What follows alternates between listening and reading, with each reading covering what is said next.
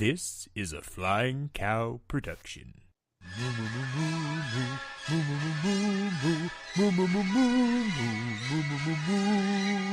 wait, no, this one.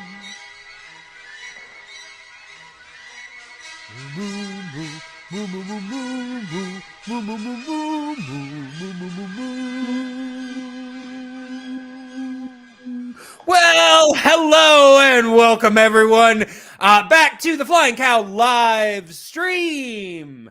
Basically, this is whatever I want it to be because, it's the one thing I don't really have to. I make a thumbnail now apparently. That's like the most, work that I have to do. But as you can see, it's pretty fly by the seat of your pants because I've hit the wrong thing coming in, and we were all just sitting here like, oh, it's not time to talk yet. Oh, well, here we go. But so it's all right. We are here. I'm talking to Kelli Mehan because I have not talked to Kelli Mehan in too long. I know, it's like the longest gap we've had in years.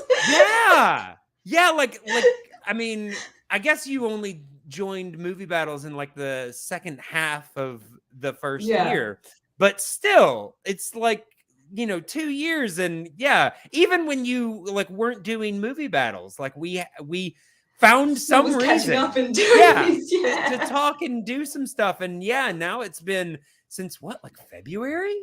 Where has this whole year gone? It is flying. It's insane, and it's so exhausting. It's so exhausting in ways that nobody really knows or understands. Unless you're running shows. Yes. Yeah. And well, I mean, no, like even beyond that, I will say I'm gonna do a couple of announcements. I will say, for anybody that listens to the podcast or watches anything that we do, I will say next month might be just a little bit sparse. We've definitely got discussions coming out. We've definitely got an academy coming out. We might have a movie list, but I haven't recorded it yet. Which usually I do those a month ahead of time, and we don't have a nostalgia cow. I will say we will be dropping some things. I'm probably going to use that time to put a couple of more of the FCL flashbacks onto the feed. We will have some room for it, but honestly, not to tell everyone everything that's going on, but just to give you an insight, since the beginning of this year, there has not been a single month where I've not been dealing with either a roommate who won't pay rent or finding a new one. Oh, yeah. I have already gone through 3, and I'm looking for number 4 as we speak. Ooh. Yeah. So it's just unstable, up and down. That's hard. Yeah, and they always leave owing at least a month's rent, if not more. So not a good situation for me right now. And honestly, I find a really hard time, wanting to focus on this and being creative when I'm like, but there's this thing that I can't control happening right now, but if I think about it a lot, I can fix it. That's the attitude. Yeah. That's the way it works, right? Yeah. That's the way of the world. But like I said, we do actually have some exciting stuff going on in the Flying Cow space. Like I said, we've got some different things going on. Our current Patreon exclusive podcast, Around the World, our podcast talking all things Ernest P. Worrell, is on. It's pretty much as of next month, we will be putting out the final episode. I believe that's going to be dropping on the 12th. So that Saturday, make sure, if you're on the Patreon. Make sure to check that out. Audio, of course, is on the $10 tier. The video is on the $15 tier. We've had a lot of fun with that project, but it is coming to a close. But because that project is coming to a close, that has left us with an opening for a new project. And as this was coming up, I had batted around a few different ideas, and I wanted to keep working with Lauren because, we seem to have a fun dynamic. And so I batted around a couple of ideas for things that I just knew that he liked. The problem is that all of the things I was coming up with were like really long projects. And I was just like, maybe we don't want to commit to that right now, especially not on the Patreon. Let's just kind of see if we can find something. Number one, a little shorter. But number two, I was like, as much as I enjoyed doing Around the World, I was like, there aren't as many like rabid Ernest fans that are like willing to pay clamoring for it. Yeah. to listen to an Ernest podcast. So I was like, what would be a fun thing for us to do that people might be a little bit more interested in? People might have a little bit more incentive to check out on the Patreon.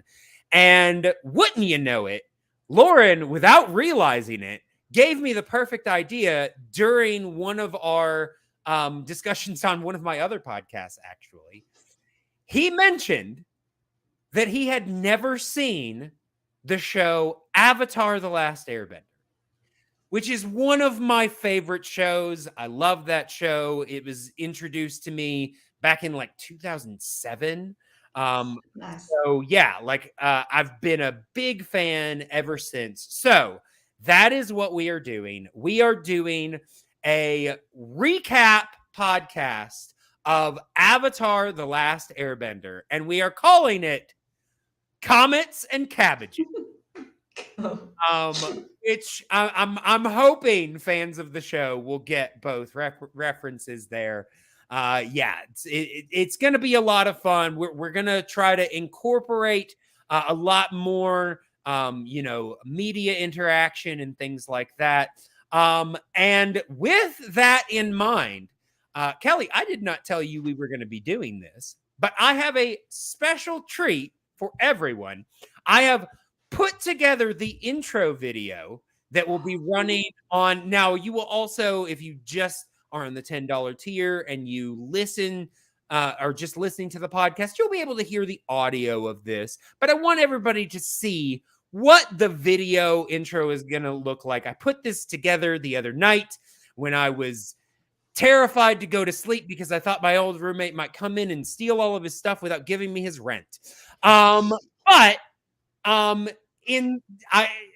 put that paranoia to good work, and I put together this little video. I'm probably going to try to put this on YouTube so that everyone can kind of get a look at it. But you guys, and Kelly included, are going to be the first to see the new intro video for Comets and Cabbages. Now, I will say, slight disclaimer, I am not a music engineer. I'm not a sound engineer. You do pretty good. Don't say I do okay with sound. Music, not so much. So it's a little wonky, but I think it's still pretty good. So here we go.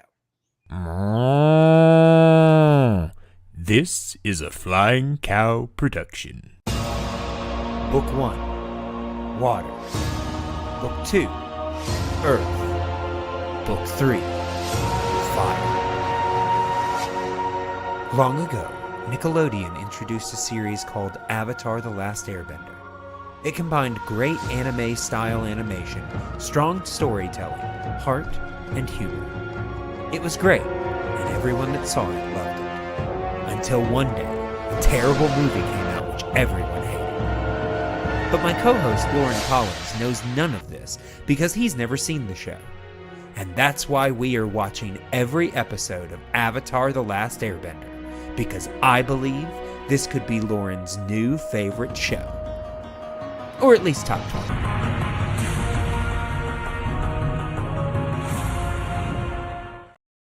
Yeah. So make sure to mark on your calendar starting in September. We are going to be starting that review. And we are actually, because it's 60 episodes long, well, 52 if you put all of the two-parters or multi-parters together. And Lauren doesn't want to be doing this for 52 months. So we're going to be actually releasing once a week on the Patreon. So make sure to check that out. I will say there is a chance that I will be releasing the first episode on the main feed just to kind of give people a teaser, but don't count on it. And if at the very least, that'll be the only one. So, might want to go ahead and join the Patreon and see what we're going to get up to over there. But yeah. And, with that, when I asked you to come on, I had been going back and forth as to how soon I was going to announce this. Because at first I wasn't going to announce it until next month. But I realized I was like, that gives people like a week before the first episode comes out. So I want them to kind of sit with it and stew and then be like, I got to join. I got to do it. Yeah. So yeah, I thought that this would be a good time to unveil this. And I just thought, I was like, I love this show. And when I mentioned that I was going to be doing this, your reaction, well, why don't you share with me what your reaction to this was, Kelli? I think it was something like, unfortunately, this is just one of my blind spots as well for being such an anime fan and everything. And wait, now have you just not seen much of it? Or okay, my history with it is sure. I have attempted to watch this show 3 times. When it was airing on Nickelodeon, but it's at, as you sort of said, it's like that late 2000s era. Yeah. When it was I think airing, it was so. I think it came out in like 2005. Because because it was the same year as the revived series of Doctor Who. Not the connection I would make, but fair. I correlate a lot of things to Doctor Who. It's a little concerning. Well, at least then you've got like a long timeline to go with. True. It's true. Oh, the JFK assassination. That happened the day before the first episode of Doctor Who. Mm-hmm. Sure. But yes, so this aired 05. We probably got it maybe like 06 being Australia. I'm pretty sure we didn't get it that year. But in the later years of high school, so when I would probably start watching more of the adult anime sort of stuff. So I've seen this and maybe transitioning, not out of, because I still love Cartoon Network and Nickelodeon and everything, but just wasn't in the space to take on a new show. So I'd watched a couple and was like, oh yeah, fine. Then came back a good couple years later when it was on DVD and like, I'm going to watch this. Got about 4 episodes in, and for some reason didn't come back to it. But I was enjoying it. But just, you know how sometimes you just drop things along the way, like especially with cartoons, sometimes that just happens. Either we really gravitate to it and we like sink our teeth in, or it's just something we casually watch. And then a few years ago, Alan hadn't watched it either, so it's like, this is what we're going to watch. Everyone loves it because it is just one of the best rated shows. IMDb has got amazing ratings. Yeah. Anytime you do best like cartoons, it's up there. It's got this massive fandom. So I think this is such a smart idea what you guys are doing, especially if Lauren hasn't seen it. I think that's a great through line. It might be something I need because we got about 10 episodes in and then they removed it from Netflix. They removed it! So I haven't had access to it. So it's not necessarily that you watched it and were just like, not for me. No, I liked it. That you have tried and so do you not have access to it then at all? Not streaming, and unfortunately it's just that modern thing, whereas if I don't see it and I continue watching, it falls out of my brain. That is just horrible first world problems, but it is the way when you have so many streaming services now. That's how I remember what we're doing. Well, I mean, I know, like, you guys don't have Paramount Plus over there because we do, but it's quite not new. Okay, but it has the Nickelodeon stuff on it. I was about to say because they should have it. Yes, it was on our Stan, which is like our version of Hulu, and then it went to Netflix, and now it's gone to Paramount Plus. So it just keeps evading me. But if you guys have, if Paramount Plus is available over there. Number one, Paramount Plus is worth getting just so that you can watch the new Star Trek shows, because Lower Decks and Strange New Worlds are two of my all-time favorites. I love, so good. And the crossover that they just did was mind-blowing. Loved it. But yeah, it's on there. And so I will say, now we're not doing a lot of guests, partially because you know, the way that it's we're your doing journey this, like, as well. Yes. Yeah, but I have already told another person that is also going through the same thing, that you know, hey, you know, if you find an episode that you like, let us know. We might bring you on. So I'm gonna open that up to you. Thank you. If you find an episode, that excites me to get back to it. Yeah, exactly. Give you some incentive. Yeah, because I'll just say, Amanda is also somehow has not seen this show, and Amanda does not have the excuses you do. How Amanda, who is an anime freak, I don't know, and she was like, I don't know. But yeah, so yeah, I've definitely reached out to her as well. But I mean, I will say, you know, we're gonna try to record like 4 episodes, like over the course of like a couple of hours, because, you know, we don't have a whole lot of time. Good 20-minute episodes.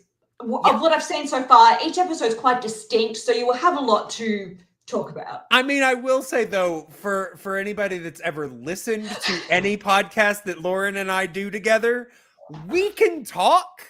So I'm hoping that podcasts about like 20-minute episodes don't end up being like an hour and a half. I mean, you know, if it's 2-parters, that's one thing. But yeah, for single episodes, I'm hoping they're not that long. But and then you got Legend of Korra to go with afterwards. Well, I mean, we'll see. We'll see how it goes. Because I mean, I like Legend of Korra, but I'm not like as high. I mean, I think most people would agree it doesn't hit the same tone as Avatar, as Airbender. So, you know, where I like a lot of the ideas, it doesn't feel like the same show. So, you know, I'm not as like in love with it as I am, you know, Airbender. But yeah. So, and I will say there might end up being an opportunity. I might end up making him watch that movie. Just you know, I know. I mean, just so that he can join me in my hatred of it. Yes.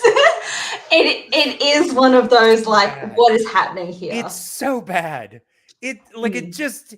And I remember, because on, I think, the book 3 extras, there is a bit where they are talking about M. Night's doing a movie and like all this, like they're so excited about it. And I remember getting so excited about it. Yeah. And then I watched it and I was like, okay, because he said, oh, my kids were fans and it was great. I don't think he watched that show at all. No, he saw like the opening of it, and that's about it. Yeah. He saw the character design and went, got it. Yeah.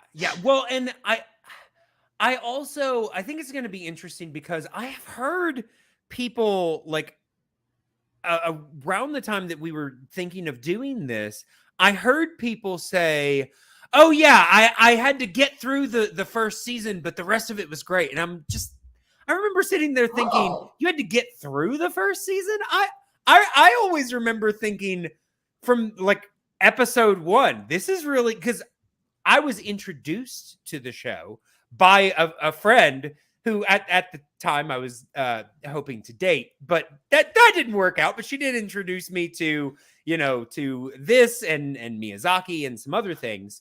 But yeah, I was just, you know, after the first episode, I was like, I want to watch more of this. And she let me borrow the rest of the seasons. But yeah, I was like, I really don't get the idea of that. Some people have said of having to push through the first season. No, because it's all about establishing, and it's all like the Book of Water, so it's like all that tribe and everything, and you getting to know, just be introduced to those characters and their relationships, and you need to start the journey. Yeah, and I will say that definitely some of my favorite bits happen in seasons 2 and 3. You know, like but there are certain characters that aren't even introduced until like the second or third seasons. And it's like, but these characters are so much a part of the show. It's weird to think about the fact that they're not through in the entire thing, but they're not, you know? So yeah, I mean, I get it from that standpoint, but to say you have to push through season 1, I'm just like, there's some great episodes in season 1. Come on. Yeah. But like I said, when I told you about this, I was like, you know what would actually be a fun thing to talk about is just fandoms, things that we are excited about. And I will say, you know, if anybody you know, looked at the thumbnail, I'm gonna bring this up. You know, obviously, the things that Kelli mentioned that I also was a fan of were Kingdom Hearts and Studio Ghibli. I will say I haven't seen as all of the Studio Ghibli films that I would like to. And I'm currently trying to play up to Kingdom Hearts 3 right now. Okay. But I will also say, for everybody's artwork for this stuff, I've just been using their movie battle stuff. And I love this picture of you, not only because it's a great picture of you, but have you ever noticed that I rebuilt your hat? Oh, yes! Because the top part of it, when I got it, was cut off. And I was like, well, that's going to look weird on a thumbnail unless I can push her head all the way up to the top, but I couldn't. So I had to, and I mean, anybody that is like an actual like Photoshop master is going to find all the flaws in it. But I look at that and I'm like, that's a pretty good job. That's a good job. Yeah. That's a nice little bowl hat. Yeah. I mean, I was kind of guessing. I was like, this makes sense as to what it would look like. Yeah. I mean, it looked very like 90s. Like it looked was, like a very like Blossom hat or something like that. Yeah. We were playing the Arkham Horror board game, so we were doing 1920s, and so I had my distinguished little hat, pearls, and we drank sidecars and be very thematic and listen to the music as we were playing. So that's why I took like that photo, because I just remember that day. That was the next day. Yeah. But like I said, you know, we wanted to talk about just, you know, things. And I will say, when I say fandoms, probably we're not going to be talking about most of the ones that people think of when they say fandoms, because I think most of the time people think of Star Wars, maybe Star Trek, Harry Potter, you know, things like that. We're not talking about, I mean, not to say we can't bring any of those things up, but those are not the ones that we have decided to talk about.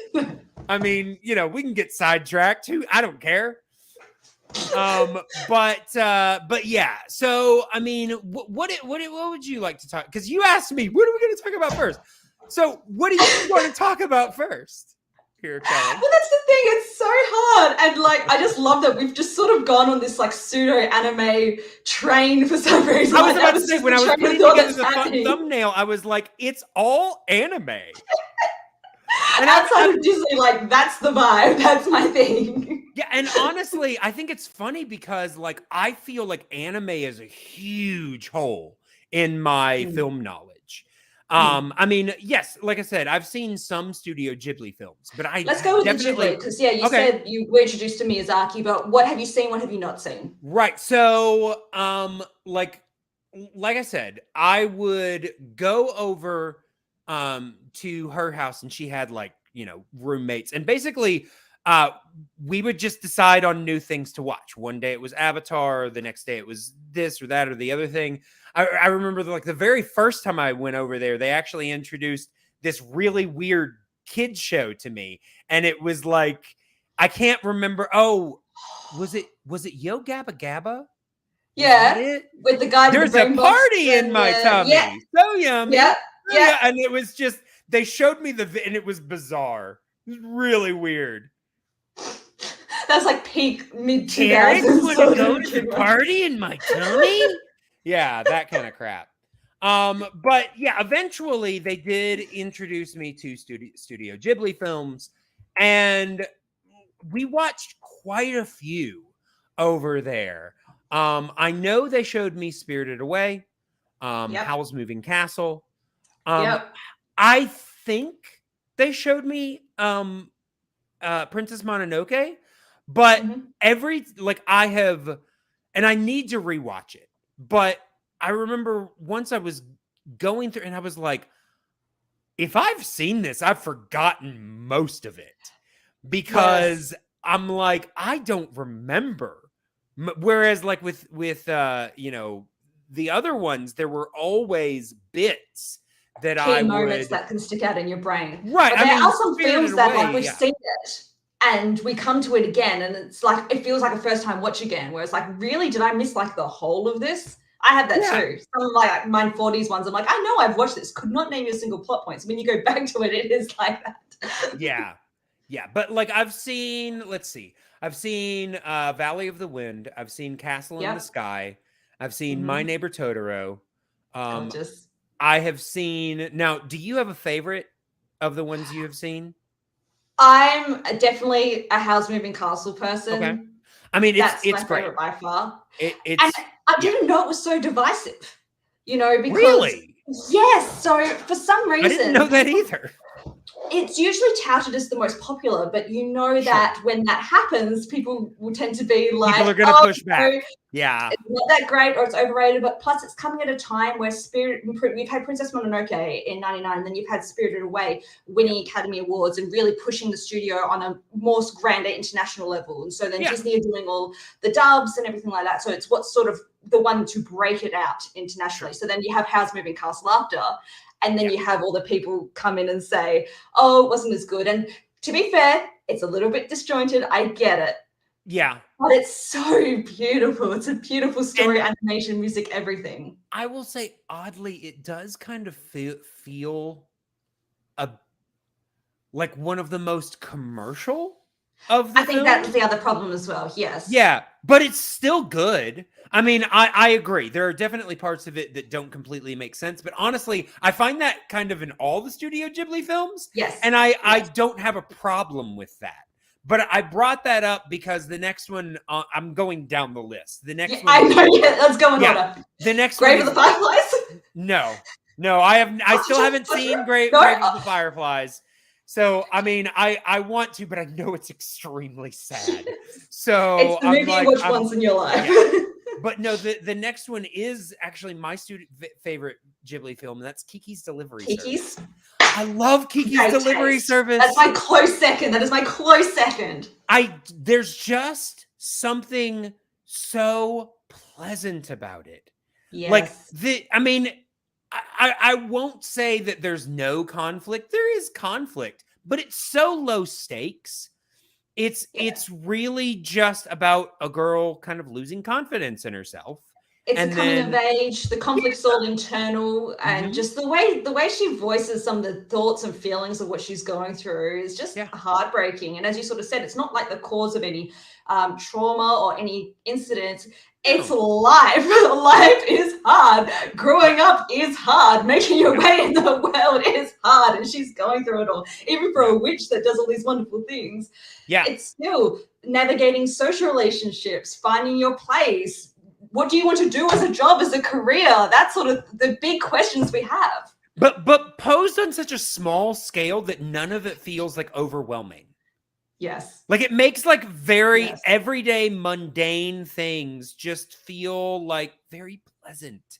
And but it's still at no point do I get bored. I'm just like, this is nice and pleasant to see this girl going through her day and dealing with her problems and making friends. It's just so nice. And the score, the town with an ocean view score bit when she's flying on her broom and the seagulls and everything. Oh, it's lovely. It's lovely. Yeah, and I will say for most of these, I have seen the English dubs. Me too. I will say for the most part, I mean, when it comes to most foreign films, I prefer subtitles. But with animated films, I don't have really a huge problem with watching the dub.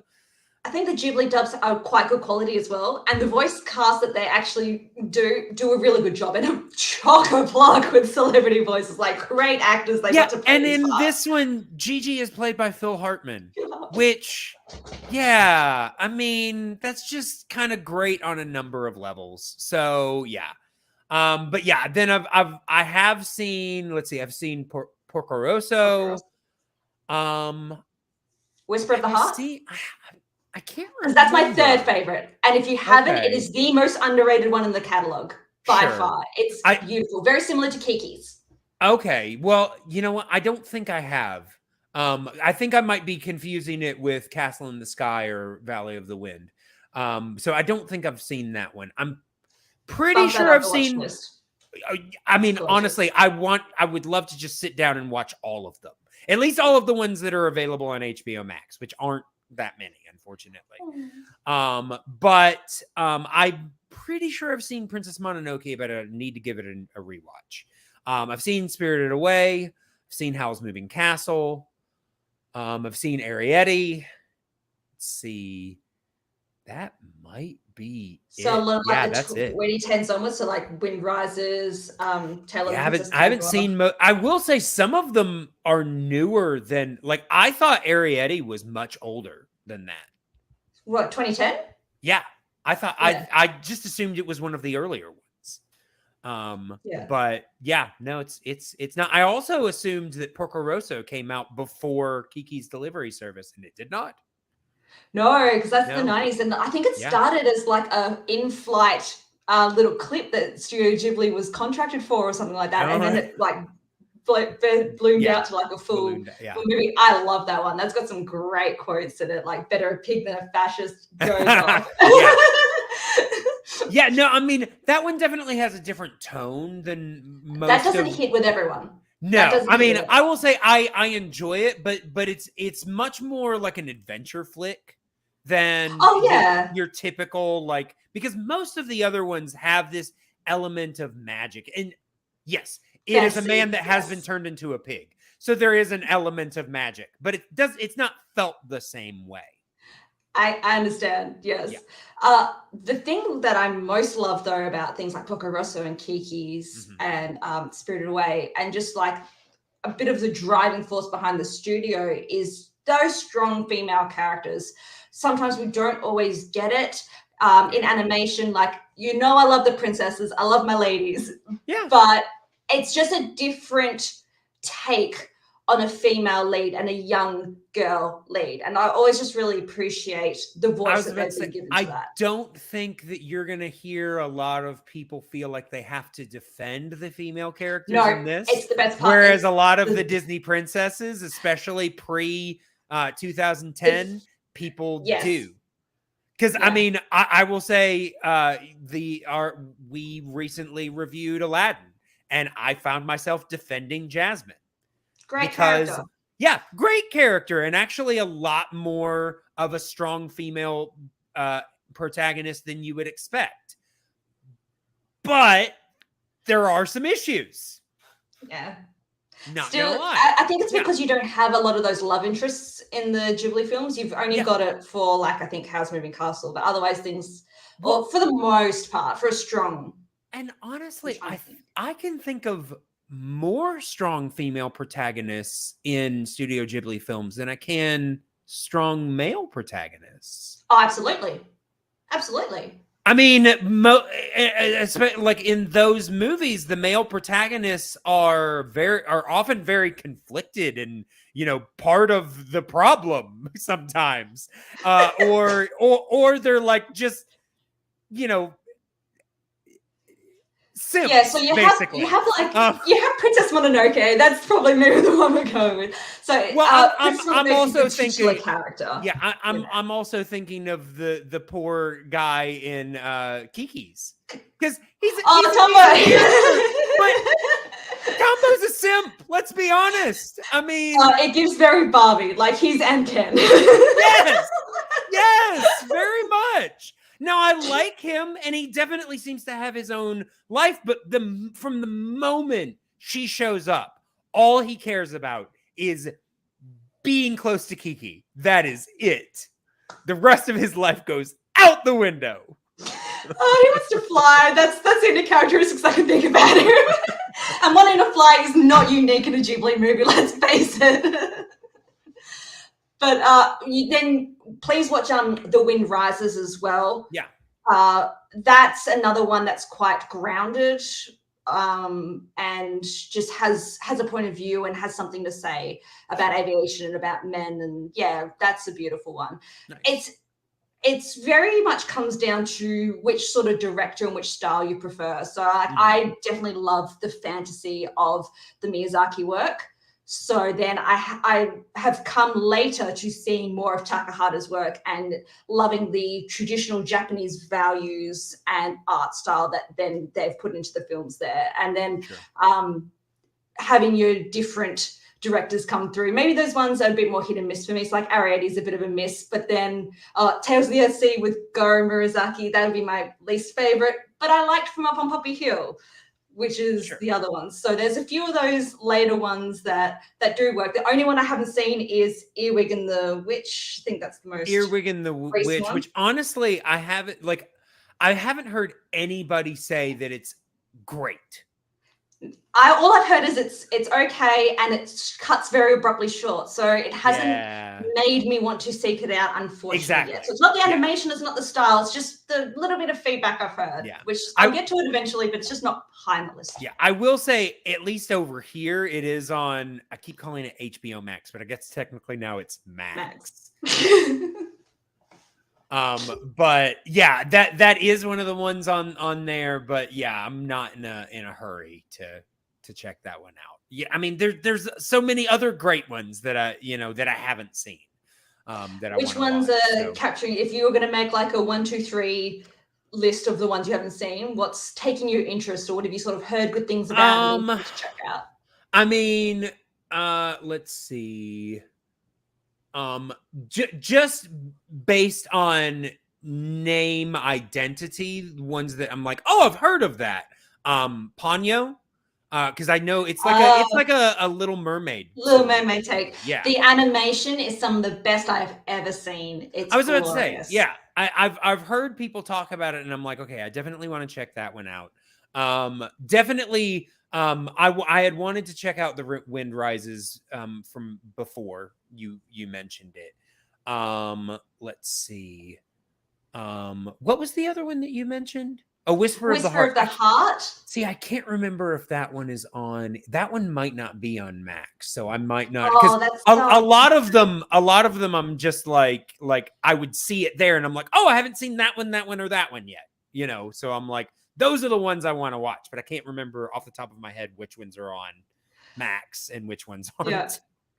Whisper of the Heart is another thing that the Ghibli studios do so well, where, as I said, you've either got real fantasy or you've got those slice of life, day in the life of just home style ones. So like that, Only Yesterday is another one that hasn't come up yet, but just getting to delve into the daily life and the goings on and what it is like for people. So Whisper of the Heart, I love it. And it introduces you to the Baron as well. So when you watch The Cat Returns, that's the only Ghibli one that's got like a pseudo sequel. Okay. So those ones are good. Okay. Yeah, I mean, I will say The Cat Returns was on like a playlist that I found at one point. And so I saw like clips of it, but I never saw like the whole thing. But yeah. I mean, yeah, like I said, I would love to just, sit down and like have like a merit. But here's the thing with that kind of thing, especially with everything else I've got going on, the easiest way to do that would be like if I was going to sit down with somebody and like, let's do this thing. And I don't really have that, readily available, I was very fortunate. Al had gifted me the box set for Christmas. So we went through all the Miyazaki films first and then just collected all the DVDs. So it's like one of the full DVD collections we've got and love looking at it. So like that was a task to do. So I do agree. And that's fun to have someone to talk about with and go into the things. But for Spirited Away, we were very lucky that it was showing on the cinema. So I hadn't ever watched anything. I'd Nice. missed it all when I lived in Australia, went overseas and came back, and it was just screening. So like it was a little bit meant to be, and I'm just very fortunate. And then that's like taken something that we've been able to enjoy, and we listen to the Ghibliotheque podcast and read all the books and love the art books. And then we were able to visit Japan and go to Mitaka, to the museum there, take photos with the robot from Laputa, and they had a display of all the food. They had like just all models of the Ghibli food and the little water and the cafe. It was just like when people ask me my happy place, it's there. Yeah, see, Japan is like the next big trip that I want to take. And I have been this close to going like several times, and then something happens that derails it for one reason or another. But yeah, no, I get that. Okay, so just to kind of make things interesting, you have, I mean, are there some that you haven't seen as well? For Ghibli, just Earwig. Just Earwig. Okay, so out of the ones then that you have seen, and you already kind of mentioned Tales of from Earthsea. So aside from that one, is there one that you would say skip? My Neighbor the Yamadas is the only one I think we actually haven't said by name yet, only because it's a disjointed, it's a movie made of vignettes. The art itself doesn't really even, I mean, I'm not saying that's different. Bad. It's interesting, I'm just saying but it's not typical. Different. Yeah. Yeah, it's just little vignettes of a family. I think it's, we watched it once and I've never thought about it again until 3 years later. Now we're having this conversation. So I'd say maybe not that one. Okay. The Cat Returns is more childlike, more of a basic story, not a lot of there, but still enjoyable enough. But I think those three are sitting at the bottom. Only Yesterday, I like one half. It's broken into two parts of a story, so I very gravitate to one half, and then the other half not so much. Oh, and the only one we haven't yet, but all of these are still worth watching except Earthsea and Yamadas. But Pompoko is one you need to experience and have your own take on. Okay. I know I have definitely heard of that. Oh, that's the one with the raccoons. The raccoons. Yeah. The Tanuki. Okay. Yes. Okay. So that still has something to say, but I can see why that either really hits with people or people go, what the hell am I watching right now? Which I love. I'm down for that. I was about to say, honestly, even through some of the ones that I really enjoyed, I had that thought. When I was, because I'm pretty sure Spirited Away was the first one. Spirited Away, that's what I was thinking as well. I was just like, what the hell am I watching right now? But yeah, but it's fun. You know, you just have to you know, kind of recalibrate and be like, okay, this is what I'm watching right now. Well, I'm on board. Spirited Away, we went and sat in the theater, and like, I'm a Disney girl, so I'm sitting there and I'm like, yeah, anime, I've grown up with it as well. Like, I love it. I'm sitting there. The way they style the pigs to be so realistic, and they're frothing at the mouth and they're just flat out ugly. I'm sitting there looking at like, what am I doing? Like, this isn't poor. Like, there's nothing cute and cuddly or anything about that. Like, it just looked, you just knew you were in for something different. You're in for a different experience. You're taking in a different style of animation and appreciating the medium in a different way. The design of Yubaba is one of the most interesting. And honestly, like at first, I found it very off-putting. Just like because the proportions. The proportions, because basically the way that she is designed, she looks like this tiny woman, but she's huge compared to like normal humans. And I'm just like, I don't know if that's just the structure of her like kind, her species, or if she actually is short for them, and the rest of them, I don't know how big they'd be. But I'm just like, and then, you know, it's that anime style, so it's very detailed and all those wrinkles, and it's just so like, it's fascinating and kind of disgusting and like very confronting as well, because there's a lot of like close-ups of her. She rushes at the screen at one point, like and it's grotesque, but in a very interesting way. Yes. But Yeah, and you know, and then eventually you get used to it, and it's not nearly as like, you know, now I see it and I'm just like, oh yeah, that's that character from that movie. You know, I will say I would remember she's from Spirited Away, but I had to look up the name Yubaba last night to remind myself Which of was the that? name. Yeah, I was like, what is her name? Because it's two characters that have Yeah, that yeah, exact same. Zaniba's the twin. Yeah, Right, yeah. right, and there was no way I was going to remember No, Zaniba. only because we did it as a podcast episode last year that's in my brain. Yeah. But yeah, I just, you know, I've only seen it like twice. Mhm. But I rewatched it either last year or the year before, relatively recently. And yeah, I mean it's still just visually stunning. I will say sometimes the story can be difficult to follow, but the bits that I get are so interesting that I don't care. You Yeah. know? Yeah. Yeah, the other part I love about the films, Clay, is the Joe Hisaishi score. When Mhm. I'm at work, like I tend to just find YouTube compilations of like the Ghibli score, and like that's my relaxing music. I Mhm. love. I think "Merry-Go-Round of Life" from Howl's Moving Castle, like that theme, might be my most favorite piece of music I've ever heard.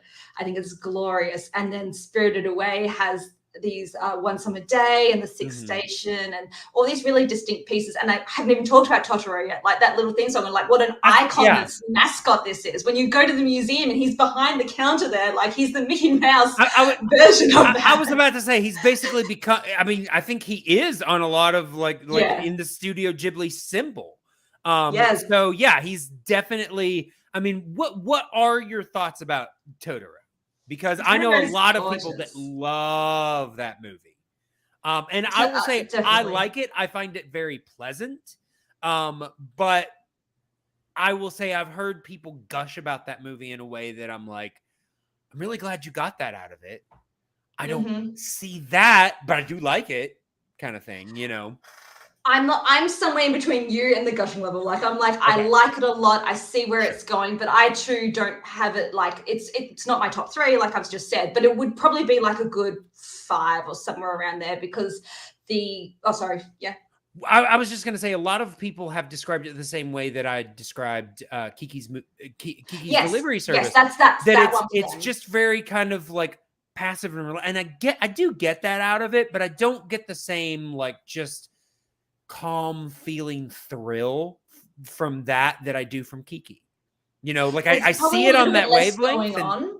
That's why. yeah, It's yeah, just more about the sisters getting along. And yeah, it's when I first saw it, it wasn't what I thought it would be in the sense of right. Totoro being like a bigger presence. Like he's just sort of a little bit there, but it's really about the girls and them interacting. Yep. But you know, if it was like a Western movie, that Totoro would be like front and center and would be all about them and the girls as the side characters. I was about to say Totoro would be more like Winnie the Pooh, you Yes. know? Yes, it's Yeah. his adventures and what's he doing and all Yeah. that. But so I like that Yeah. he's still this mysterious but lovely, cuddly, lovable creature, and he just pops up. So when Mhm. like they're waiting for the bus and he's just there and he takes Yeah. enjoyment out of the rain. And oh, cat bus, cat Yeah. bus! Like cat bus is so good. I will say, and I think part of it is because I was trying to see more of what people liked about it. I think it's probably Mm, the Ghibli film, aside from Kiki, that I've seen the most. mm. I mean, Kiki definitely I've seen the most, but I think I've seen Totoro 3 or 4 times, and most of the other ones I've only seen like 1, 2, you know, something like that. So I mean, I do get it, and like I said, I do like it. It's just, you know, I wish I liked it as much as some other people I've heard talk about it, and I'm just like, the way you talk about that is the way I feel about Kiki, and I'm just Which like, one I did you watch first?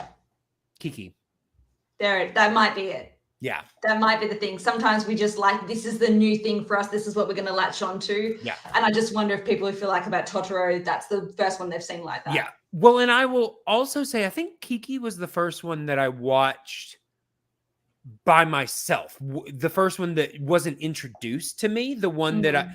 and part of that was that I remember seeing ads for Kiki's Delivery Service when I was a kid. Wow. Really? I mean, it was when they did the, the English dub version or whatever. Yeah. But so that would have been like in the 90s. But yeah, I remember seeing ads for that one and just being like, well, I want to watch more of these Ghibli films. I've heard a lot about Kiki's Delivery Service. Let me check that one out. And I just loved it. It was just really, really good. No, it's pleasant. And I guess that comes back to Totoro. I think it's that story for children. By the way, sorry. Yeah. Totoro is great. I will say we haven't, I haven't acknowledged a lot of the people in the chat, but you have some fans. I missed the. Oh, sorry. Yeah. I've got you full screen, so I haven't been seeing the chat. I'm sorry. No, it's fine. That's why I'm here. I'm supposed to be doing this for you. I'm not used to being on like the other foot of it on already. That's great. Speaking of ads, I'm gonna segue. Get ready for this one. Okay. I remember seeing the ads for Kingdom Hearts for PlayStation 2. This is some masterful work about to happen. Yeah. I remember seeing them in 2000 for the PlayStation 2. Now, I am historically very much a Nintendo girl. Sure. I've grown up on SNES and then 64 and then GameCube. So I didn't end up buying a PlayStation 2 much later, but I just always remember those ads. Do you remember the Kingdom Hearts ads? Because it was like Donald and Goofy in their different outfits and their ones for this, but then there's this other character there and it's action, and then it's like that dark background with them standing in front of the Kingdom Hearts. Sure. I don't know. Actually, I will say this. Kingdom Hearts came out. When did the first one come out? Was it like 2000, 2001? Okay, so no, 02. Sorry, okay, it was the 20th year last year. Yeah, okay, so that makes even more sense. So that was during a time that I was part of a traveling theater ministry, and honestly, the little bit of television that we did get to watch was very regulated. We had a lot of things we weren't allowed to watch. So we didn't see a lot of commercials. I will say I was introduced to the idea that this game existed because I went to somebody's house that had it. And I was like, I remember the way watching we did it back in the day. Yeah. And I remember thinking, that looks cool. Because I had a friend that was obsessed with like Final Fantasy, so I was aware of that.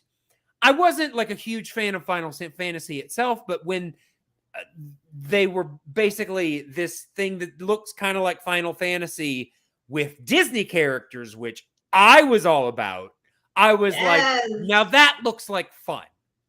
So yeah, like that was my introduction to it, was just seeing someone play it. And I eventually, got it, played it, got the second one, played it.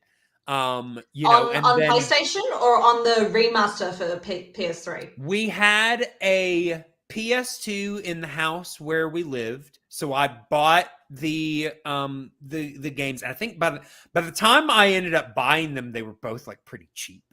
Ditto. Yeah, I got mine 2007. Okay, yeah. I mean, I think I got mine a little earlier than that. I think mine was closer to like 2005. But yeah, so it was just one of those things where I just really enjoyed it. And like, I don't allow myself to play a lot of video games. I mean, now there's no way. Like I recognize in myself, I have a very addictive personality. When I get into something, it tends to be the only thing that I want to think about.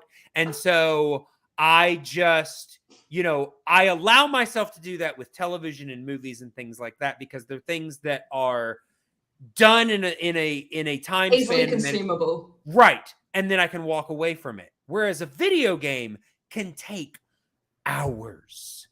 Oh, you're looking at a good 150 for some of the good JRPGs. Yeah, and so I've never really allowed myself, like, I tell people now, the only games I really play anymore are like Lego games. Because so I mean, number one, they're just fun, but number two, I mean, I will say that I just finally finished up the last one that I bought, and it took me like a year to play it. But part of that was because I just didn't have time. But but it's much more open world, and it does take longer than it used to. But I used to be able to play those games like within like I could beat it like in a couple of weeks or a month at most. Where this so Kingdom Hearts was like one of the few like big storyline games that I allowed myself to play. And so, I, along with everybody else, was waiting for, what was it, like 15 years? 2019 would be Yeah. from 2 to 3. And I mean, we got stuff in between, but Yeah. for mainline games, that's Yeah. your gap right there. It was supposed to be PS3, and then that just never ended up happening. And yeah. I will say, and I mentioned this to you when before we started recording, but I'm currently working my way through the other games because they did release on PS4 basically compilations of the games. So I have the 1.5, 1.2 combination. I mostly played through one, and I kind of gave myself a pass because here's the thing. I'm not a gamer. Like I said, I don't allow myself to play a lot of games. So when I play things, I pretty much have to play it on the lowest level because when I'm playing things, I know some people are like all about the challenge and, oh, it's too easy. I have never played a game and thought, oh, that was too easy. I'm like, oh, cool. I'm done. I can get through it. Yes. I am on the page. I am just button mashing. I can't hit a reflagger or like actually do any of the good combos you're meant to do. I'm just die and smashing the X. Yeah. So I made the mistake when I was playing the first one, thinking I've played this enough before. I can play it on normal mode. I got all the way to the final boss level, and I cannot beat it. Just can't beat it for one. For one. Yeah, and if you're under-leveled, it doesn't let you go back. I've made that mistake before. It will not. Yeah. It will not let you. You have to start the whole game again. And I'm like, I might do that at some point, but I don't care enough right now. It's the game I've beaten that game at least 3 times. So awesome. I'm like, I don't really need to beat it. My completionist crazy brain someday might make me go back just so that on my game it shows as complete. But right now, I don't care. I mean, I'm not very far. I'm only on Chain of Memories. So I haven't even gotten to... And that's a sticky point. Because you're talking a completely different style of gameplay. I think that's the only one I've not finished the way through because I just couldn't get the mechanics of it. And the mechanics is a make or break of a game. Like, honestly, if you are struggling with that, it's a no-go then. So I ended up just watching on YouTube the rest of the story. I will say, I will say that I played these all. I mean, I played the first one, and I think Chain of Memories came out in between the first one and the second one. Yeah, it came out on GBA first, and then they remastered it. But I didn't actually play it until after I played 2, because I think a couple of years after 2 came out, basically kind of to tide over the fact that they weren't going to come out with 3 for forever, they started like releasing some of the ones that they had released on like handheld consoles on like PS2 and stuff like that. So they released Chain of Memories on PS2. That's when I played that one. So I got the middle of the story after. So then you like half the organization's already dead when you like start up 2. So now you're gonna go back and go, oh, who was that? Who was that? Yeah. What was that story? It was very honestly. I kind of felt like Sora. Who the hell's that? It feels like Sora. Yeah, you feel like Sora because you're just like, oh, okay, that's who that guy is. Where am I? Who's this? Yeah, Castle of Oblivion sounds great. But yeah. So I mean, I will say of the other games, what do you like out of 1, 2, 3? I think I had it on. what was the one? Was it DS that had like the DS two had the screens? 358/2, so the Roxas storyline with Okay. Shion and being in the organization. Okay, so 352. That's the one that I 358/2. played. Now I didn't beat it, but I played a good bit of that game on DS.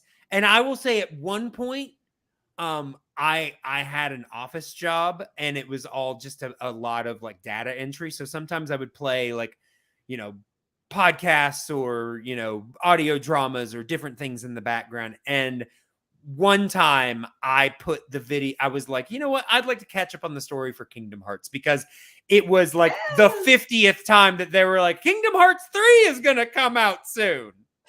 They gaslit us so much. So Every many like times. Nintendo magazine and everything was always like, next year it's coming. And this was back in 2015 that this happened. So it's been a I long was time like, coming already.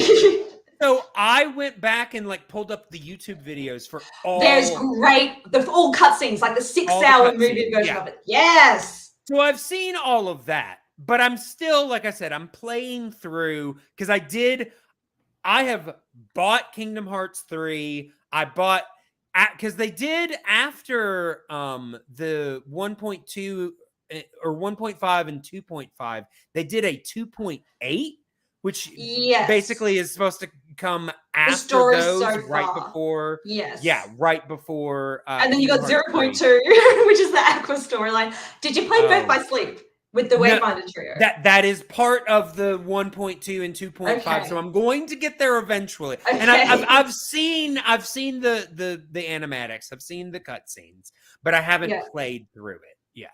Yeah. We bought a PSP just to play that game. Wow, and then we bought the connecting cable because this is my mum and I series. Like, this is our comfort game. Like, we are there for the release. We have played it multiple times. We'll just be sitting around like, you know what, we haven't played in ages? Kingdom Hearts. And we're talking like 6 months later, like, let's start it again. It's just the one we'll go to, and then we'll pick it up and come back and all that sort of thing. But I loved Birth by Sleep and playing on PSP because prequel can be a bit of a dirty word in our community. Prequels tends to be not so beloved. It can be very but I think this is a prequel done right. I love these characters. I love the lead up and just the Kingdom Hearts story on a whole. I'm trying not to spoil so much because there is so much spoilers in the series because they've tied everything together, which is just amazing to see that the callbacks to the first one and the second one, which are definitely still like the top pillar of the franchise, is that. Right. And then I love Birth by Sleep. But the way they're able to start making those connections to everything and everyone, everything matters, everything has stakes, everything is relevant to the story. And I love that. That's a monumental task to pull off, especially how disjointed and how cross-platform it was at the time. Like, now we get it all in the collections. I bought it in every iteration, I think so. Yeah. So I only bought on the PS2 and now the PS4. So I mean, I didn't have the PS3, so I mean, the poor people that bought the PS3 thinking that was going to have Kingdom Hearts 3. Yeah. Yep. Was waiting for it. But again, now we get the final mix. You get all the extra content. You get all those great side bosses. You get the cutscenes and storylines and everything. At least you get it now. The only thing we miss is the I think on the story so far, you only get the storyline for the mobile games, because that's the other thing, is the Japanese exclusives of the series is frustrating. Sure. Yeah. So you're still missing story beats because they've done like the mobile games of it all. Right. Right. Well, like who are the characters that stand out with you? Like, I was actually going to ask you about characters, but before we get there, I've just been kind of looking through the chat. I just don't want to miss anything. Chat. No, it's fine. I will say somebody asked this question, and I'm not sure. Does this relate to Kingdom Hearts or is this something else? Have you played Elden Ring? Flying Cloud? Is that a different video game? Because this is one of the biggest video games of, I think, last year. Oh, yeah. No, I don't play. Like I said, I don't play those big story games because I won't have a life. I mean, I'm sure it's great. and this is an all-consuming one. This is the one that George R. R. Martin's got writing credits on. Like, Oh, it's full geez. fantasy and it's Yeah. Dark Souls style, where it's quite a brutal play. So, Yeah. I think I haven't even attempted it. Like, you and I in our Kingdom Hearts level of gaming might struggle a little bit with that one. Yeah. I will say, Chris Diaz in the chat giving a love to Birth by Sleep. Yes, absolutely. Birth by Sleep is something it's a connecting piece, and it's an important one. Yeah. And again, my favorite character to play is, which is Aqua. Okay, yeah, and like I said, I haven't gotten there yet. So, yeah. I will say, you know, I'm the game that I've like I said, I have played the original like 3 times. Yeah. And now I'm in my second replay of what's it called? Chain of Memories, and I've only played 2 once. So that's really, and like I said, I played a good bit of 352 Days, but I haven't played the whole thing. So like most of my exposure is in the first game. Yes. So I mean, you know, obviously there's a lot of very interesting things in there. But yeah, I mean, I enjoy the storyline stuff. For pure storyline, that's got a great one where it is all the Disney villains. It's more about Disney and the Final Fantasy characters in that first one. Yeah. I mean, you know, I like the Sora stuff as well. You know, the whole like heart thing, you know, honestly, at times it's a little cheesy, especially like in that first one. My friends are my power. Yeah. I will say I've always been oddly drawn to the character of Kairi. Yeah. Like there's just something very interesting about her. I mean, I don't really like where she lives in this kind of like, especially in the first one where she basically Riku and Sora are like fighting over her kind of thing. And I'm just like, I feel like she's a more interesting character than that. Than just a love interest. Yes. Yeah. I think that, you know, thinking that that's all she is selling her a little short.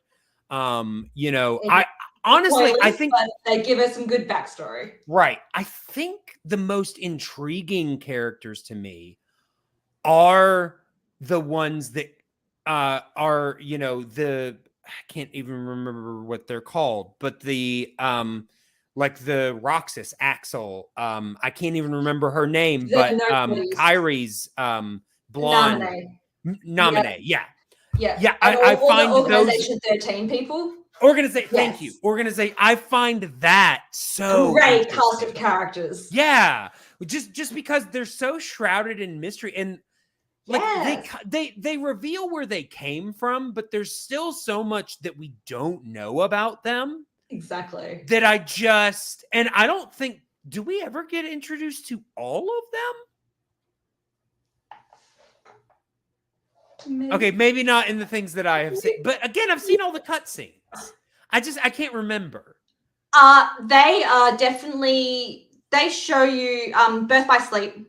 Okay. You get a bit of backstory. Yeah. You don't get like a full on, like I think Axel's probably the one we see the most. Like we get his journey with the red hair, like because he's friends with Roxas and things like that. But you at least see where everyone has come from at some point, even if it's like a small little cutscene or a small little moment. That's what I mean. They take everything and give it a nod throughout the whole series.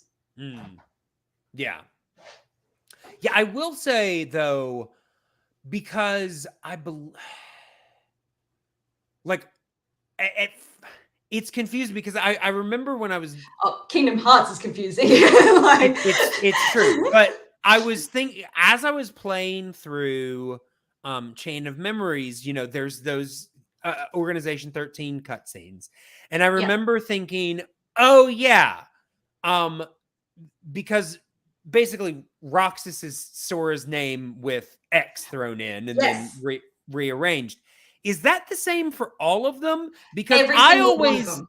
because okay, then who is Axel? Because for some reason I kept thinking that Riku was Axel's counterpart, but I don't. That No, can't be. Riku's his own thing. Axel, his counterpart is Lee, and you do meet him. Okay. I was about to say because I'm like it would have to be Lee something, but I'm like I don't know who that is. Okay. You will find out. Okay. You will find when you get through the collection. You will find out. Is that in 3? That is Birth by in... Sleep and 3. Okay, because again, I have watched the cutscenes. So, but I mean, I haven't played through it, and I've only watched them once. So that's probably why it's not sticking with me. Yeah. Birth by Sleep does a big part of fleshing out those organization members because it's the one to come after 2. So it's starting to it's dropping a lot of breadcrumbs. Right. It's dropping a lot of breadcrumbs, and it's sort of where, because we're going back and it's a prequel, they're starting to set things in place that you have already seen in Kingdom Hearts 2. And then it's also then setting up the long story that leads up to 3. Yeah. How far into 3 are you? I haven't played 3 at all. Like I said, sorry. I'm building We're getting up to 3. to Sorry, it. yes. Okay. So I'm still on Chain of Memories. So it's gonna be a bit. Yeah. I'm very excited for you to revisit 2 though. Especially I am too. Honestly, I have thought a couple of times about skipping Chain of Memories and going straight to 2. I would. But I mean, honestly, Chain of Memories is not a long game. So Really? Maybe it just felt long to me because I just wasn't enjoying the mechanics. But I like Larxene and I like Marluxia. They are 2 of the best organization members. And I think part of the reason that I'm going through it is to kind of remind myself of the story. Who's who? What? Yeah. I will say though, because I actually started the playthrough. Oh geez, was it like 2018, 2019? Like it was a long time ago. Yeah. It was a while ago. Honestly,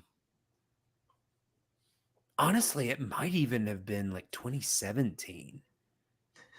It was a while ago. You need to pick it back up. Yeah. Well, I mean, like I have, but like I said, I haven't that was when I put down Kingdom Hearts 1 and like started Chain of Memories, and I haven't touched it in at least 2 years. The jump from 1 memories to 2 is so great because jump being the operative word. The platforming sections in 1 smooth out in 2 because in 1 Sora jumps with his knees out and I can't stand it. It's so frustrating. Yeah, I like that they kind of they allow Sora to grow up. I mean, honestly, in Chain of were the cutscenes in the original GBA version of the game? I don't think so. I think that's all for the recon. I was about to say, I think that was because you can tell Haley Joel Osment, who voices Sora, has the same voice that he does in 2, not in 1. 1. Yeah, he's already gotten older. Yeah. I mean, it doesn't matter. It's fine. The voice casting for the whole series is just stellar. Like they really like getting like Hayden Panettiere and I was gonna say, honestly, for the longest time, I did not know that Kairi was Hayden Panettiere. Yeah. And because it doesn't sound like her. Oh, it would have been like if it released in 2002. I don't know when they would have recorded. She would have been young. Well, I mean, that would have been around the same time as when she was in Remember the Titans. Yes. And honestly, I was very familiar with that version of Hayden Panettiere. But yeah, it just has never sounded like Hayden Panettiere to me. No, and then isn't like Mandy Moore, Aerith, and like Billy Zane's Ansem? Like if you look at the who's credits, Riku? Sick. David Gallagher from Seventh Heaven. That's right. I was like, I know he's one of those famous blonde boys, but I couldn't remember that one. Which one. Yeah. And then Jesse McCartney, Sora or something. Roxas. Oh, okay. I was about to say, no, it's not Sora, because that's Sorry, no. I got my ones mixed up. Yeah, no, that's, yeah. But they still managed to get like a lot of the Disney cast back to voice, which is great. So I think like James Woods still does Hades and all that fun stuff. So it's pretty impressive, people that want to sign on and be a part of it all.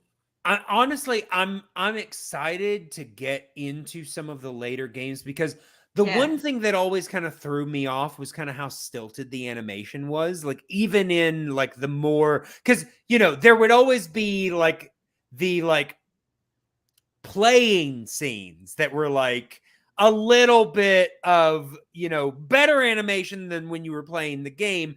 But then there were like the cinematic scenes that were like, oh, they're still gorgeous. That opening Simple and Clean is still so gorgeous. Yeah.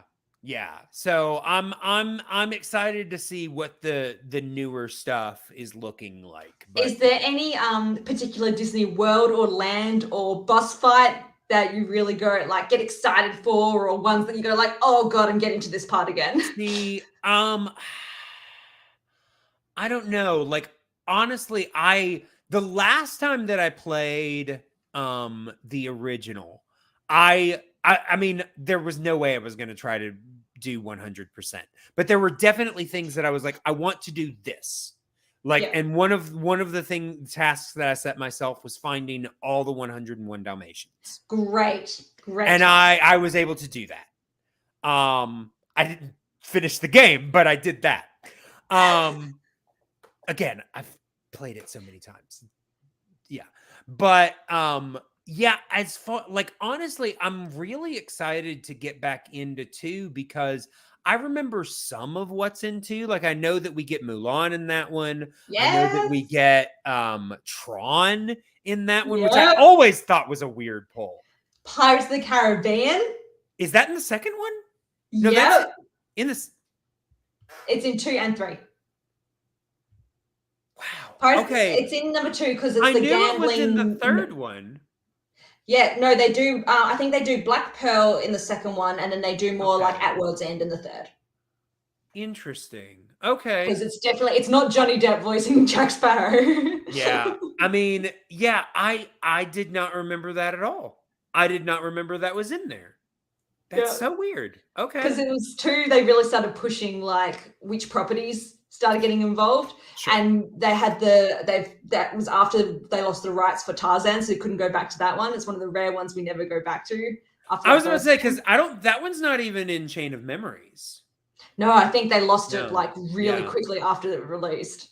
Yeah, honestly, like when you said that, I was like, that is in the first one. Yeah, I forgot. Because like I find that level very hard to get around. So that's one of the ones I'm like, it's time for Deep Jungle. I will say I half dread and half look forward to, just because of where it is in the game, Hollow Bastion. Yes! Because it's so hard, but it also means that you're like a good bit of the way through the game. Yeah. You're competent, and you might have a big health bar, and you've got some good spells at that point. Yeah. You're in a Donald and Goofy are less useless at that point. Like, they can actually take people out. Yeah. And you get the Beast. You get the Beast as your partner as well. So I always liked that. And the unique thing about going to each land and getting a new party member, I love that facet of it as well. Yeah. I will say I was last weekend started back up Chain of Memories, and I had forgotten, there's that stupid card system that you have to do. And I, for some reason, had decided to choose to go to Halloween Town, which apparently is not supposed to happen until later in the game. I chose it for like my third world. Yeah. And I mean, everything that I was seeing was like, the boss fight at the end with Oogie Boogie is really easy. And I kept running out of cards. And I'm just like, how the hell do I beat this thing? I finally figured it out, but I was, and honestly, then I beat like 2 worlds, like within the amount of time it took me to beat Oogie Boogie. Yeah, because you've like gone to like the 10-star difficulty one, so then you just go back to like the smaller one. Yeah, exactly. How are you finding the box fights with like Laxine and the actual organization members, the Riku? I don't know if I've gone through that yet. Not yet? Okay. I'm only on like my 4th world. I Okay. think. Or maybe my 5th. I think I've finished my 4th world. But yeah. Yeah. So, and I think there's only like 7 or 8 worlds. There's not many in Okay. that one. Yeah. Again, What? I'm Yeah. playing through it again for the first time in over 15 years. When you get to 2, Mhm. what you might find really different from when we played on PlayStation Yeah. is because it's all that final mix content. You get the data battles, and you get to I don't want to spoil too much, but I think it's intriguing. Mhm. You get to fight every organization member, like at the end of the game. That's Okay, interesting. like there's a little post game content is that they made battles. Okay. So that's why you still get you fight Larxene again, you fight Marluxia, you fight Mhm. those types of people that you see in Right. Chain of Memories. Just in case you never played that game, you're at least then Mhm. exposed to the characters. Because I remember what I loved from growing up and playing games and having the time and things like that is reading all the manuals and content in your menu and things like that. So it would give you the little blurbs and the characters, and so it would tell you Yeah. about all the people, and they would make Kingdom Hearts is a great Jiminy Cricket's journal. So then he would make all the Yeah. connections to everything, and I would read the story and read the Ansem reports and stuff like that, and that really helped flesh out all Wow. that See, world. I never Don't do did that. any of that. No. Only I mean, child I gets will fleshed say out. I made sure to like open all of those things up because I hate the icon. The little dot. Yeah, Yeah. being like, you need to read this. And I'm like, fine, I'll open it. Leave me alone. Yes. I will say though, I mean, and I definitely make sure that I'm present for like the cutscenes and stuff like that. But especially like I said, most of the games that I play are like Lego games, which for the most part, once you play through the story, there's not a whole lot that you really need to like. Which one have you been really enjoying lately? Well, the last one that I just finished last week was the Skywalker Saga. Oh, cool. Which, like I said, I bought that went like not long after it came out and just finished it. But again, it was on the shelf for months, before I was able to really do much with it. But yeah, I once I get into like just like collecting stuff and doing like all of the like missions and stuff, what I typically end up doing is turning the game on mute. I might turn it on like if I want to hear like something specific or something like that. But I'll put the game on mute and I will listen either to podcasts or audiobooks. Yeah. So like while I was finishing that up, I actually listened to the entire series of Percy Jackson because I'd never read those before. Great series. Yeah, and right now I'm actually listening to a couple of Agatha Christie audiobooks. Cool. And I'm listening right now. This is tangentially related to fandom because I love them. Have you seen the new Poirot movies, the Kenneth Branagh ones? No, I haven't, because I want to read Murder on the Orient Express. Okay. So, because I have somehow managed to not be spoiled at all. Wow. I know. I have no idea who did it. I'm pretty sure that I saw that when I was a kid, but it had been years, so I'd forgotten, Yeah. I know, like my mom watched a bunch of those things, and I did not remember. I will say actually because that's kind of like mine and my mom's like thing right now. Every time those movies come out, we go and we watch them, and like we both really like murder mystery things, so we watch those together. But they're doing a finish a thought. During the pandemic, one of the things that we did actually is we watched the Kenneth Branagh versions and then we watched the originals. So the Sidney Lumet Murder on the Orient Express, and then the Death on the Nile with Peter Ustinov. Which growing up, I thought Peter Ustinov was Poirot. He was the one that I saw the most. So that was Poirot to me. But I find I find both of those very interesting, especially the way that Branagh kind of reframes them, just because the way that he does them, both stories do something very interesting to Poirot. And I will say other versions capture it, but not in the way that Branagh does. And I find it very interesting the way that he goes about it. He really, gives new depth to the character, which I find very interesting. Yeah. So you've been listening to the audiobook version of that? Well, I'm probably going to listen to. I started with just ones that I'd never heard anything about, just to kind of get myself in. And I was like, I could listen to Murder on the Orient Express or Death on the Nile, but I know how those go. Yeah. And so I probably, huh? And Then There Were None. I mean, I've got that one, and I will. But again, I was not only in a stage production of that, but I actually won an acting award for playing the judge, which I was in my mid-30s playing a guy who's supposed to be in his 60s. So apparently I just did something that everybody really liked. Captured the character. Yeah.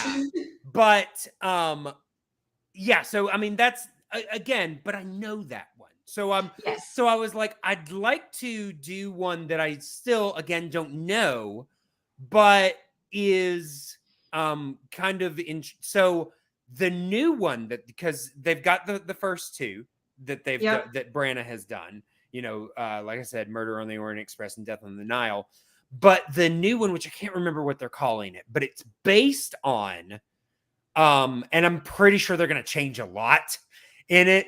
But it's based on an Agatha Christie novel called The Halloween Story. Oh, never heard of that. The book is basically actually happens at a preteen party, and a 13-year-old girl gets murdered.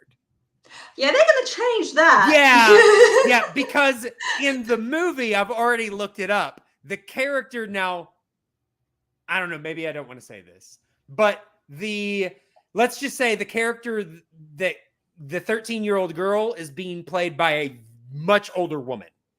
Yeah, okay. So they've definitely changed it a bit. But they've also, like, some of the characters that they have cast, like there's one that like is a murder mystery writer, and that's being played by Tina Fey. And I'm like, that just sounds like fun.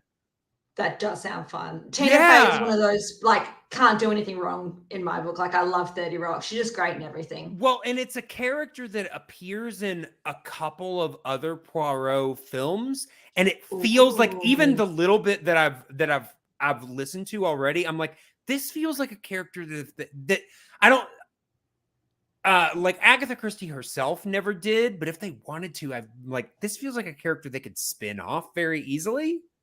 Very nice. So yeah. I'm also curious if Branda's ever gonna throw his hand on a Miss Marple. I was gonna ask, have you done any of the Miss Marple stuff? I haven't yet, but I mean, when I originally got the ones that I got, it was when when the first movies were coming out. So I just was very much in the Poirot, and I think I got some Miss Marple, but they're not on like my my phone right now, which unfortunately I can't put anything else on my phone because my my input jack doesn't work. It's the phone's a year old, which means apparently it can't work after that. Function now, yes. Yeah. As modern technology is. Yeah. No, Agatha Christie is one of my big literary blind spots. So you definitely, like, I've been borrowing from my local library and I've been listening to audiobooks a lot more. Usually I'm just a straight podcast girl, but I've been getting into audiobooks as well, a lot as well. And I've done the Percy Jackson one. Even though I've read the series, I didn't have the time to reread it. So I've just been putting it on while I've been doing tasks. So I've done that. Willy Wonka, Breakfast at Tiffany's, Great Gatsby, just going back and finding those classics that I love to read, but haven't got the time to reread. So I want to get some new stuff as well while I'm enjoying the medium, you know? Yeah. I will say another one, and we'll wrap this up eventually. Sorry. We're at like an hour and a half, but you know, nobody yet has said, "Hey, you guys go home." Yeah, but we will wrap it up. But I will say, and now, oh geez, now I can't remember what I was gonna say. What was I saying? Miss Marple, audiobooks, finding audiobooks, getting into it. Oh, one of the first ones that I listened to is I did not know that there was another Hunger Games book until I saw the ads for the new film. Yeah. Yeah. And so I was like, let me check that out. So I got that one, and I will say I'm very interested to see how the movie does it, because honestly, up until like the last little bit, I was so engaged. Have you read it, or are you? I haven't read the new one. I think I'm just gonna do the movie. Okay. I will say up until the last part of the story, I was so in it. I was so engaged. I was so excited. And then like it's the ending that you see coming. Yeah. But the way that they do it, it feels so like it just happens. And it's like that's how I felt about Mockingjay. They didn't build that up at all. And it's like it's what I expected to happen, but they didn't like it honestly felt unearned. Like it was like, well, that came out of nowhere. Yeah. We're just gonna wrap this up now. Done. Yeah, it was like, oh yeah, which honestly, like, I had the problem with the book Mockingjay too, because I feel like she felt so confined to, because I think the first two books were 20 chapters, so the third one was also 20 chapters. I think she should have let herself make it more than 20 chapters, because so much of that book felt so rushed. The ending with like the sister, it's like one sentence off, and I'm like, what, did that just happen? Like that just left a bit of a bad taste in my mouth. Yeah, and honestly, I was afraid that she was going to fall into the same trap with this one, but it has more than 20 chapters, but it's still, the ending feels so rushed. Oh, that's unfortunate. And I'm like, I don't know. Like I said, there's a turn that feels unmotivated. Like you know it's going to happen because it's a prequel. So you know where the story's going to end up. But still, it feels unmotivated. And it's just like, see, this was the whole interest, was how is this going to happen? And you really didn't tell me, because you just jumped right to it. And it's just like, yeah, okay. And you get such good lead up, and then I think maybe that's what doesn't phase those first two books, is that you know you're going to go on to the next thing. So maybe like great at cliffhangers, can't stick the landing. Yeah. Oh. Yeah, because like I said, I kept putting off other things so that I could finish the story. Like that, the rest of it was that engaging, and then the end just didn't sell it for me. So it's like one of those where like so much of the book is so good, but the ending's kind of flat, and it's like, how do you recommend something like that? Yes, that is hard. Like, please invest all your time in this, but beware. Yeah, it's not really gonna, leave the best impression. But yeah, hopefully the movie's good. Yeah, I will say, last thing. I listened through all of the Percy Jackson books. Yeah. Now I know that there are other story sets or whatever. Have you listened to any of those or any of those? I've read nearly everything. I love Rick Riordan because I love Greek mythology, and I think this is just a great series. So you've got the first 5 books, which is the Camp Half-Blood Percy Jackson series. Right. Then you go on to the second series, which is Heroes of Olympus, which is I was going to say, I did find some Heroes of Olympus, but I could not find anything for the Apollo Trials series. of Apollo. Yeah, I couldn't find they anything. Are still somewhat new, like maybe in the last couple of years or so. Yeah. So maybe they just haven't been translated yet, whereas Percy Jackson's maybe a bit more established. Maybe they might be. I know I didn't see them sell as well. Like they didn't move in my library as well. Like the first 2 series really did. I will say though, after listening through, I mean, I will say wasn't as invested in the Percy Jackson stories as I was like something like Lord of the Rings or Harry Potter or anything like that. But I found it interesting enough that I wanted to continue the story, that I wanted to finish up. I am actually very interested in the Disney Plus series that they're doing. Me too. Because I watched the movies and they were okay, but they changed Are so they much. I mean, yeah, they changed not so Avatar much. level, but no, and honestly, not even like what they really remind me of is how much they changed Goblet of Fire from Harry Potter. That movie is completely different from that book. Whereas like most of the others, like they just take storylines out. Whereas that one, they change characters' complete motivations and, you know, different things like. It's still my favorite book and it's still my favorite movie of the series, but I completely agree.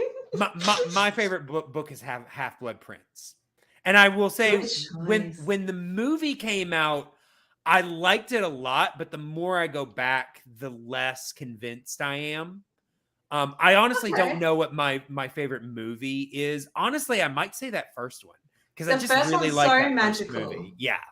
But yeah, no, Half-Blood Prince is just it's devastating because it's weighty. It's got something to say behind it all. And I will say I already knew the twist with Snape when I read that one the first time. So I had a different perspective than probably most people did the first time they were reading that book. The part that kills me is, after Harry thinks that Snape killed Dumbledore. I mean, he did. He killed Dumbledore, but he doesn't know the reason. You can't deny that he did, but he doesn't know the story behind it. And Harry is chasing after him and he's, trying to curse him and all this kind of stuff. And Snape just keeps telling him, don't say your curses, and I was just like, he's still trying to teach him. Yes, even in this moment where he is, he's humiliating him and he's trying to save face in front of his new best friends, but he's still trying to teach him in this moment. And I'm just like, because the way that it's said, it sounds like a jab, but it's also remember this, learn this. This will help. And I just like, he's still trying to teach him in this moment that it actually, if he doesn't deliver it might actually get him in trouble, but he's still doing it. And that's just, it's one of the things that breaks your heart about the character of Snape. And honestly, I hated that they didn't do that in the movie. I hated that they did, because they didn't do. Could deliver that. Oh, I know he would have. Oh, that would have been. It would have been so encased in nuance that you would have been able to see both sides. It would have been beautiful. Oh, but they didn't cover the part where he had taught him that lesson of deliver your curses silently. I mean, 4 onwards, you're talking such thick books as well to adapt in the one movie because and I will say, and this is. It might not be the last thing we say, but so I'm so sorry. I know. No, it's okay. This is my other fandom. Yeah. I will say I get where other people are, and honestly, I'm not thrilled about more money going into J.K. Rowling's pockets. Are we about to talk about the TV series? But honestly, I'm not upset about the TV series because I've always thought it would make a better series than movies. Because I always hated how much was missing from the movies. And from the first time I read them, I was like, they should have adapted this into a series. And I always kind of hoped that they would.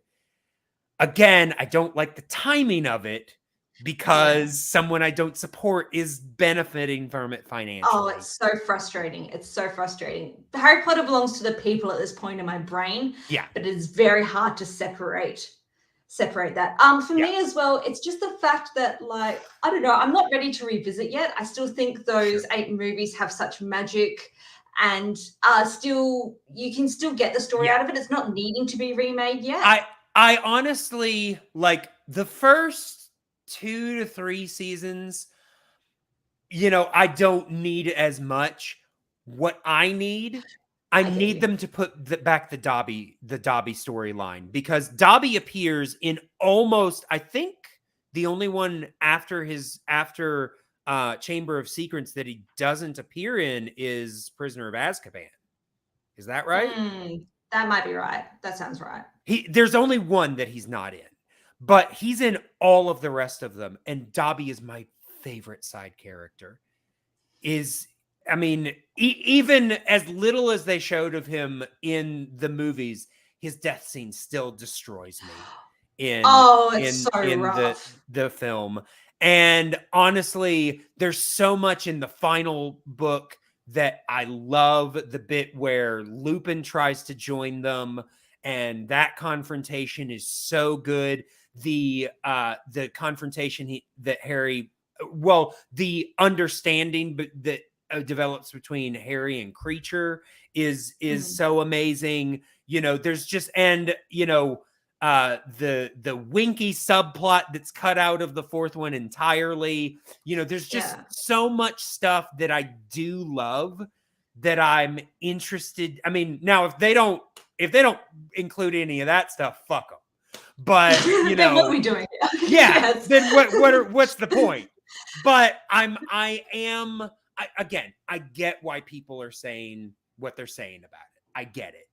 But I'm interested to see, because there is so much great stuff in those books that not only that they could bring out, but even kind of flesh out even more in a series.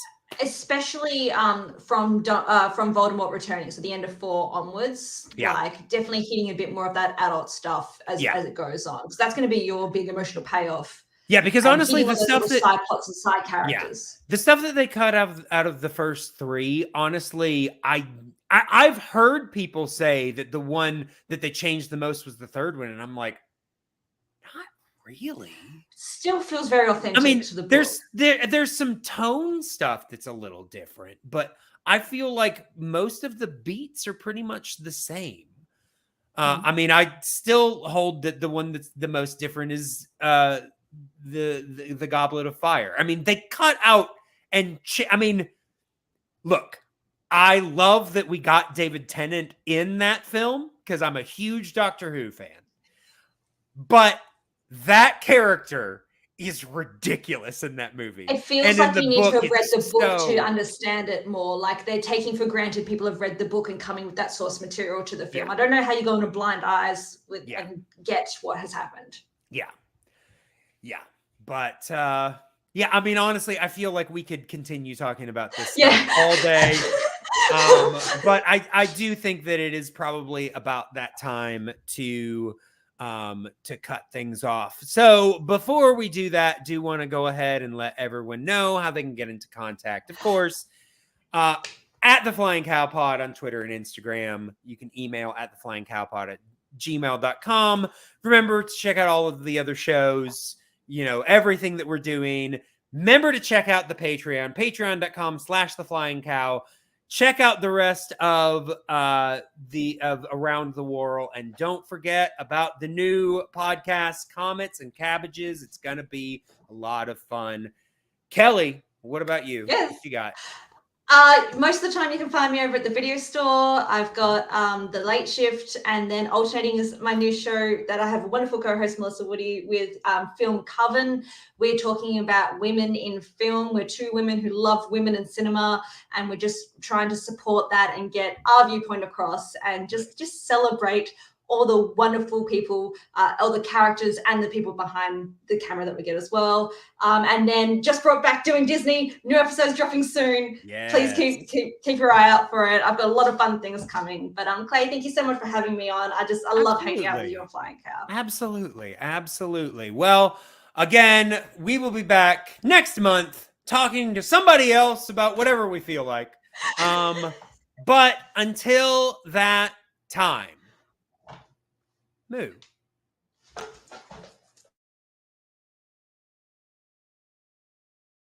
Mm.